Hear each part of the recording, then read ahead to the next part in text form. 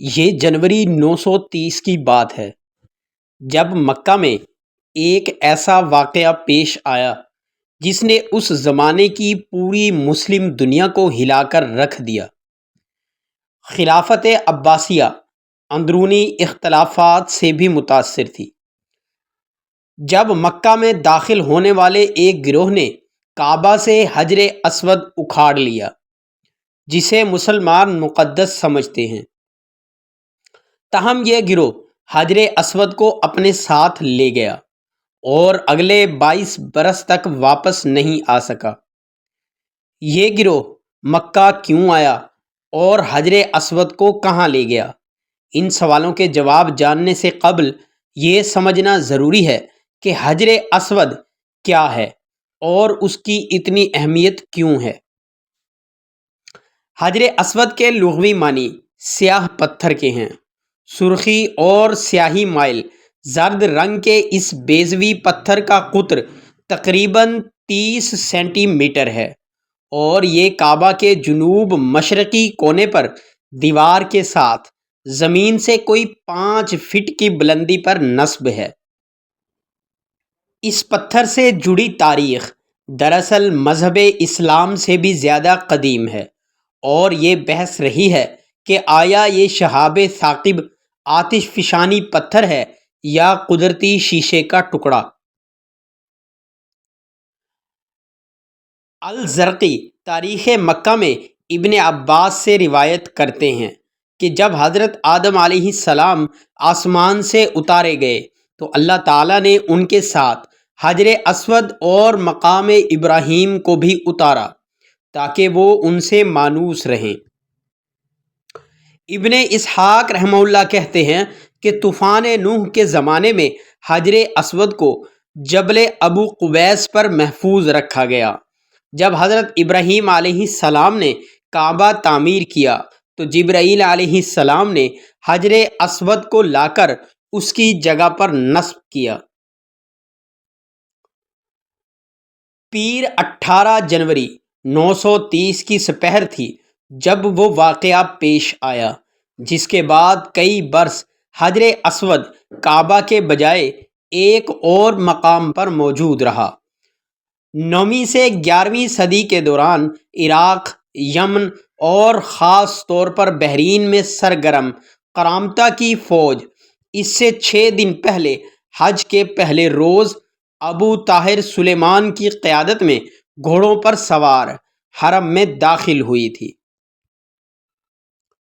قرامطہ عباسی خلافت کو جہاں کمزور پاتے حملہ کرتے اور کوفے سے مکے جاتے۔ درب زبیدہ کہلاتی حج کی شاہراہ کو تو آسان ہدف بناتے۔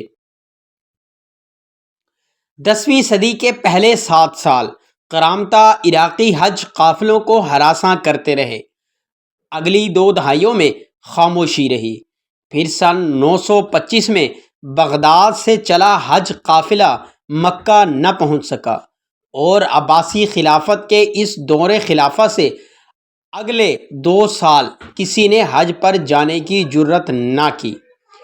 عثمانی مورخ قطب الدین کے مطابق ابو طاہر کی فوج نے حرم مکہ اور ارد گرد کی گھاٹیوں میں تقریباً 30,000 لوگوں کو قتل کیا۔ 1700 افراد کی جان طواف کرتے ہوئے لی گئی اور زمزم اور دیگر کنویں لاشوں سے اٹ گئے۔ پھر انہوں نے کعبہ کے خزانے کو لوٹا۔ مقام ابراہیم یعنی وہ جس پر کعبہ کی تعمیر کرتے ہوئے حضرت ابراہیم علیہ السلام کے قدموں کے نشان ہیں کی تلاش کی، لیکن اسے کہیں چھپا دیا گیا۔ مایوس ہو کر ابو طاہر نے حجر اسود اکھڑوا کر اپنے علاقے الحصا کے دارالحکومت حجر میں دارالحجرہ نامی مسجد میں لگوا دیا۔ حجر اسود تقریباً 22 سال تک ابو طاہر کے قبضے میں رہا اور تقریباً 10 سال تک کعبہ کا حج امن نہ ہونے کی وجہ سے نہ ہو سکا۔ سن 939 میں ابو طاہر کی اجازت اور ہر حاجی سے 5 دینار موصول کی وصولی کی شرط سے حج دوبارہ شروع ہوا۔ قطب الدین کے مطابق کعبے کی مشرقی کونے کی جانب حجر اسود کی جگہ خالی رہی اور لوگ تبرک کے طور پر اس جگہ ہاتھ رکھ دیا کرتے۔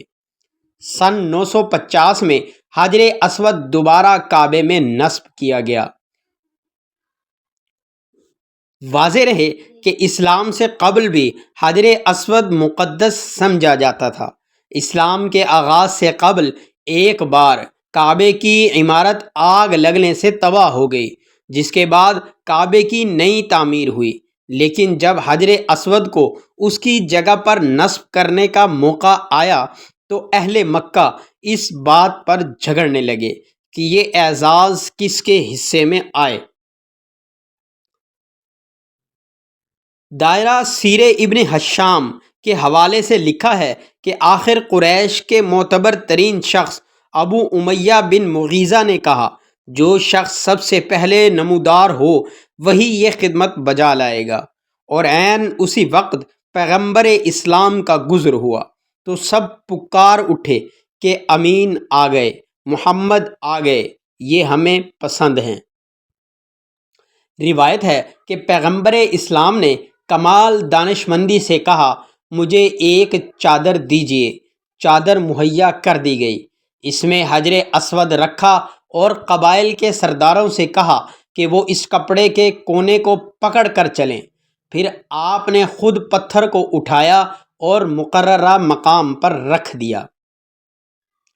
اس روایت سے علم ہوتا ہے کہ گویا تب تک حجر اسود ایک ہی پتھر تھا اور اس کے ٹکڑے نہیں تھے۔